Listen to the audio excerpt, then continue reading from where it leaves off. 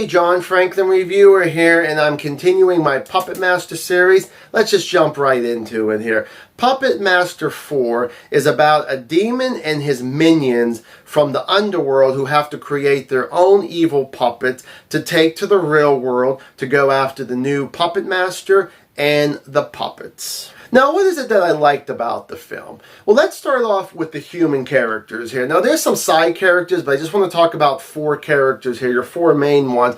I want to talk about Rick, who is a likable character from the very beginning of the film until the very end. He's the boy wonder genius. I really do like him. You got his girlfriend Susie, who is just sweet and nice. Just another character that you really do like, and it's almost like these two really work together very well, along with two other characters here. We got a character named Laura, Lauren, who is actually the psychic. She is the fifth of all the psychics in this hotel, which is actually, you got the four in the original, and now she's in this one. They don't say she's related to any of those characters there, which might be better off. That it's more of a bigger world, just more psychics. I just like her for who she is. She's fun. She does get scared very easily. So again, with her acting, I think she does a really good job. Then we get to Cameron, her boyfriend, who is just the asshole. Now, this might be a little bit of a spoiler here, but he does die, but he does die in a fun and satisfying way. I think the puppets do fine, as they always do. I think they're always good. I mean,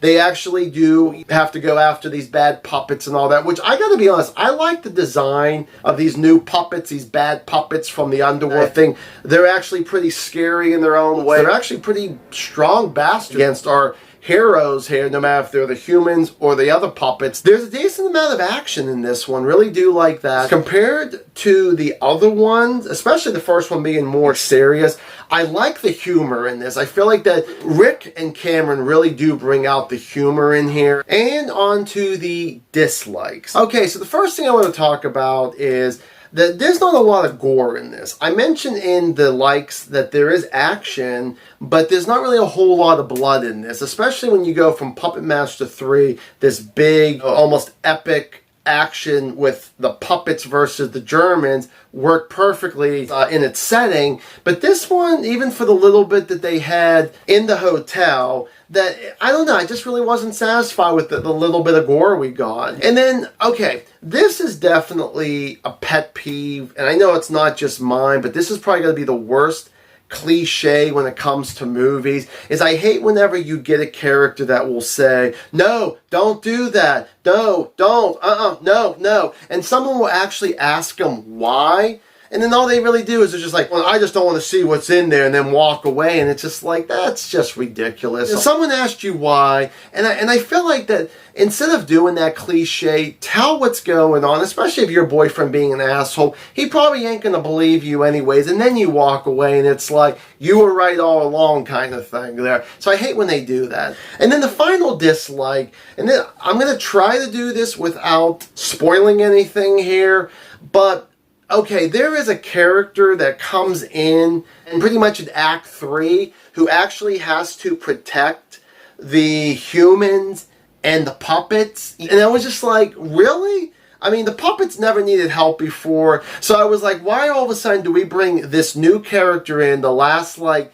15 minutes of the film that actually, oh my God, that everybody needs help. Everybody's so weak. And if this character didn't show up, it would have been all over and the bad guys could have won and all that. And I'm sorry, I call bullshit on that 100%. I just don't think that they needed to add this other character. If you've seen the movie, you know what I'm talking about. But for people who haven't seen it, just trust me on this one. It kind of does ruin the movie a little bit for me. My rating on this will be 3 out of 4 stars. This is still one that I would recommend checking out. But like I said, it's just, those few little dislikes there will always bother me when I watch this movie, especially Act 3. So, for anybody out there who has seen Puppet Master 4, what have you thought about it? Give me your comment down below. So thank you guys so much for watching another movie review here, and as always, stay awesome.